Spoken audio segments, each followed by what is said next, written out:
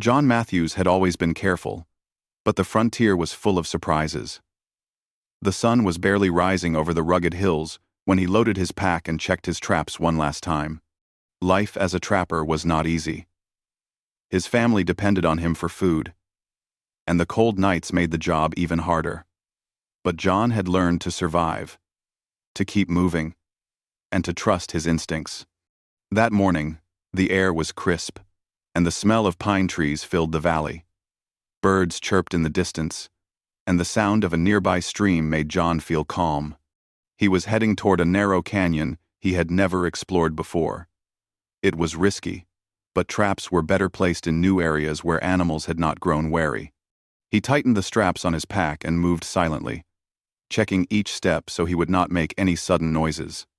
As he walked, he noticed a small rustle among the bushes. His heart beat a little faster. Usually, it was just a rabbit or a fox. But this time, the movement was different. He crept closer, careful not to startle whatever it was. When he reached the bush, he froze.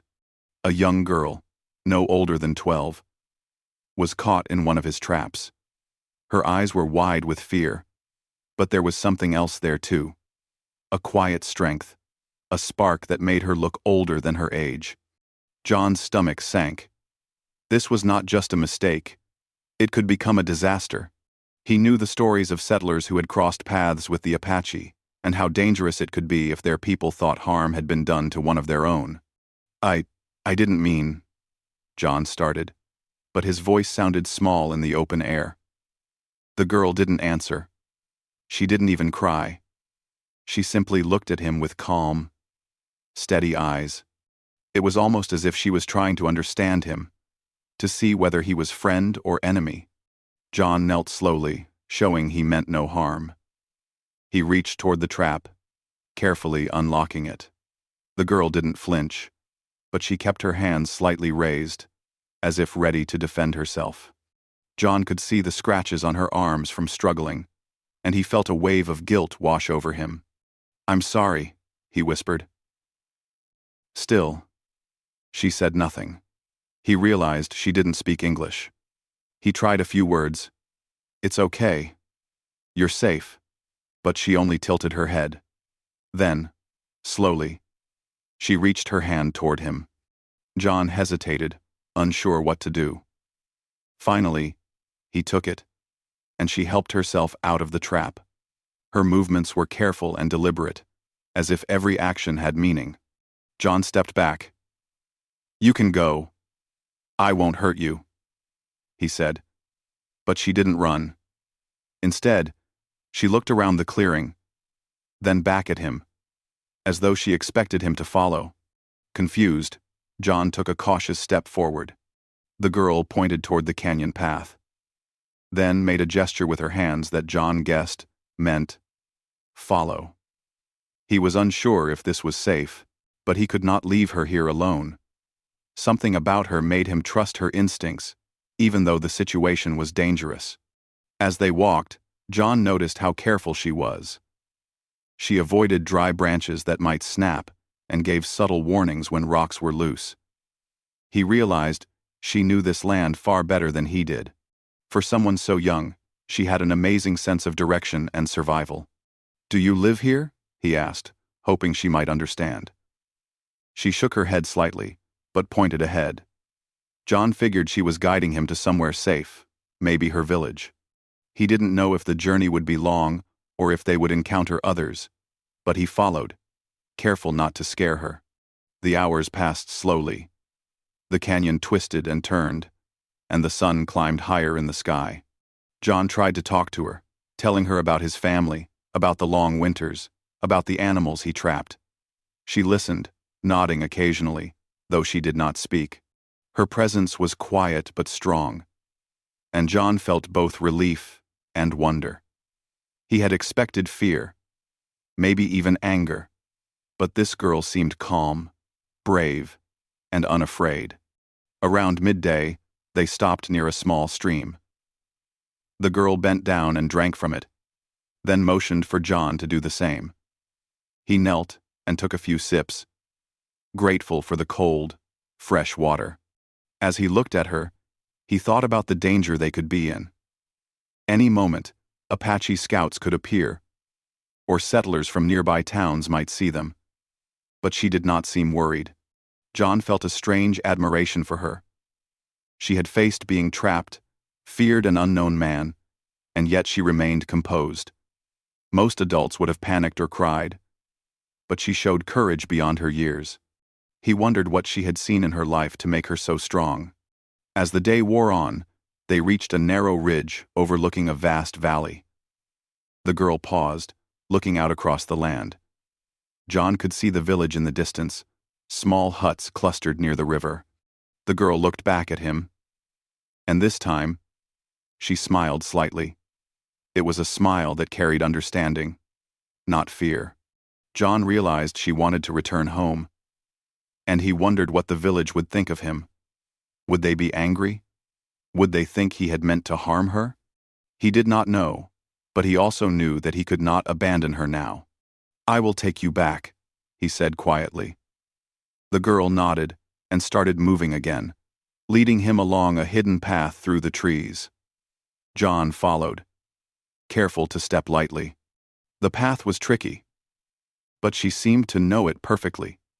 Every twist and turn, every hidden step, she guided him safely. As they neared the village, John's nerves grew. He could imagine the elders seeing him and the girl and thinking the worst. He felt guilt and fear mixed together, but he also felt something else, respect for this young girl who had remained calm and brave throughout this ordeal. Finally, they reached the edge of the village. The girl stopped and turned to him. She did something unexpected. She extended her hand once more, not in fear, but in trust. John stared, stunned. He had expected fear, anger, maybe even distrust. But here was a young girl showing him faith in humanity. He took her hand gently. "I promise, I will not bring trouble to you or your people," he said. She nodded, as if understanding, and then slowly stepped into the village. John stayed back, unsure whether to follow immediately. From a distance, he could see the villagers beginning to notice her return. Some were curious, some wary, but the girl stood tall, confident, and unafraid. John realized that her courage might change everything. He felt a mix of relief and amazement. He had started the day thinking it would be a simple trapping trip, but it had turned into a lesson about bravery, trust, and understanding. As the sun began to set, John watched her disappear into the village. He knew he would soon meet the elders, and he did not know what they would think of him. But he also knew one thing for certain: this girl, captured by accident, had shown him more strength and wisdom than many adults he had met in his life. That evening, John camped just outside the village, thinking about the day's events. He had learned a lesson he would never forget. Courage is not measured by size or age, but by the heart and the choices one makes when faced with fear. And somewhere in the village, the girl smiled quietly, proud of what she had done, knowing that she had turned a dangerous mistake into something that might one day bring understanding between two worlds. The next morning, John Matthews woke before sunrise. He had spent the night in a small clearing just outside the Apache village, listening to the quiet sounds of the forest. Birds chirped softly, and a gentle wind rustled the trees. He felt a mix of nervousness and anticipation. Today, he would finally meet the villagers, and he did not know what to expect. The girl, Ahioka, had already left before he awoke. He could see her footprints leading toward the center of the village, small and quick, showing determination. John packed his few belongings slowly, careful not to make any noise. He knew that whatever happened today would change his life. As he approached the village, he stayed behind the trees, observing. The villagers were beginning to notice movement near the river, and John could see their eyes turning toward him. Some villagers whispered to each other, and others seemed ready to confront him. He felt fear creeping in. He had heard stories of what could happen to outsiders who accidentally crossed paths with the Apache. Then he saw her. Ahioka walked confidently through the village, her head held high. Children ran to greet her, and even some of the older villagers smiled. She moved with purpose, and every step seemed to tell the story of her bravery. John could hardly believe the sight. This young girl, captured by accident, had returned not in fear, but with dignity and courage. As he stepped closer, Ahioka noticed him. She did not panic or run. Instead, she waved him forward. Her gesture was clear. She trusted him, and she wanted him to come. John hesitated, looking at the village elders who now surrounded her. Their expressions were serious, some wary, some curious. He swallowed hard and took a deep breath. He stepped into the clearing slowly, keeping his hands visible. I didn't mean to harm anyone. The trap, it was an accident. His voice was steady, but his heart raced. Ahioka stepped forward. She placed her small hand on her chest and then pointed to John, speaking in her own language. Her words were firm, clear, and commanding, even though John did not understand them. The elders listened carefully. Even without translation, John could feel the respect in their eyes. After a moment, one of the elders, a tall man with a gentle face, spoke in broken English. She says, "You did not harm her intentionally." She says, "You are honest." John felt a small wave of relief. He nodded. Meve. Meve. Meve. I only want to return her safely, he said. I do not wish to cause trouble. A murmur ran through the crowd. Some villagers looked skeptical, but others seemed intrigued. John's eyes remained on Ahioka. She gave him a small nod, as if to say, "Trust me." Then she did something unexpected. She spoke to the elders again, and though John could not understand the words, he could see their reaction. Their eyes softened, and some elders began to smile. Ahioka's voice, calm and confident, seemed to carry wisdom beyond her years. John realized that she was vouching for him, explaining that he had shown respect and had not intended any harm. The elders turned to John. You follow our rules, the tall man said. You respect the village, and you may stay.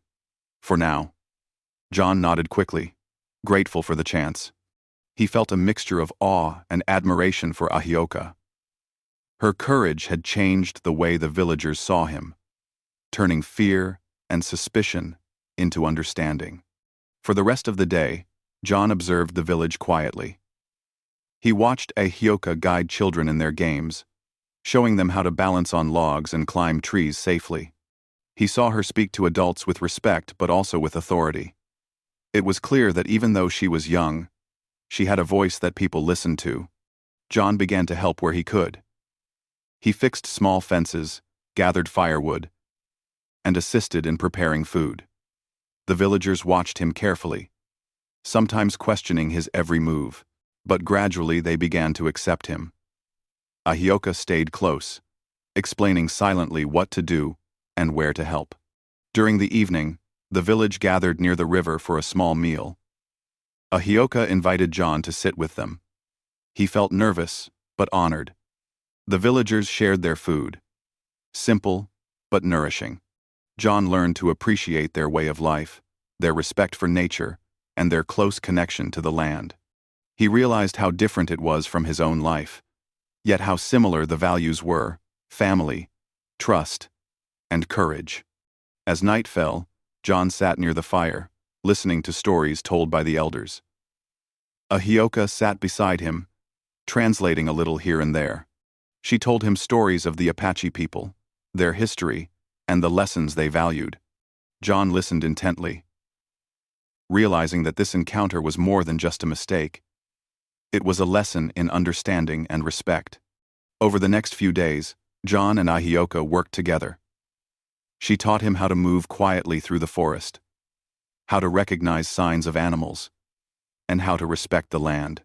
John shared some of his skills too, showing her how to set small traps for food and how to make simple tools.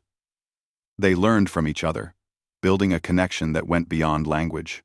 The villagers began to notice the change in John.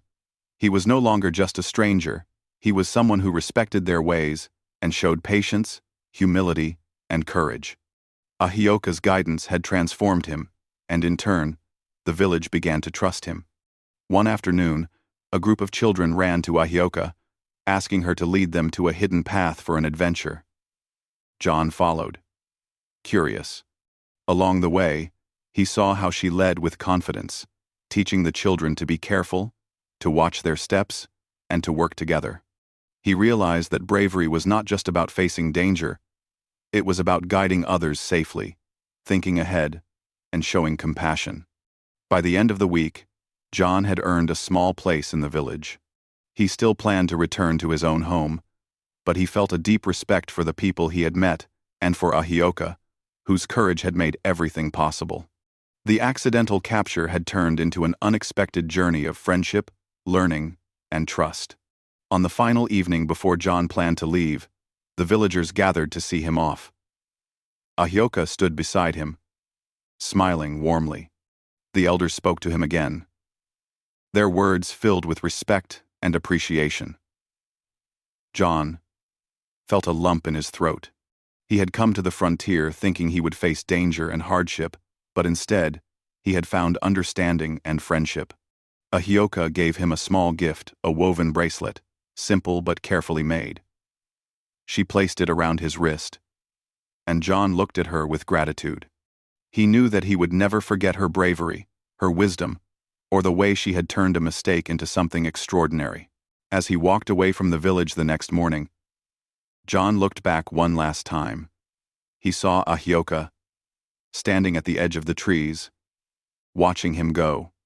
Her eyes held pride, courage, and a quiet joy. John knew that this encounter had changed him forever. He had come as a stranger, uncertain and cautious, but through the courage and wisdom of a young girl, he had learned lessons that would stay with him for life, about trust, understanding, and the power of respect between people from different worlds. Even as he disappeared into the forest, the memory of Ahioka and the village remained vivid in his mind. He understood now that bravery was not just about surviving in the wild, but about how one treated others, how one showed kindness, and how one could turn fear into trust. And somewhere in the Apache village, the girl who had been captured by accident smiled quietly, proud of her actions, knowing that she had not only protected herself but had also created a bridge of understanding between two worlds that had once seemed so far apart.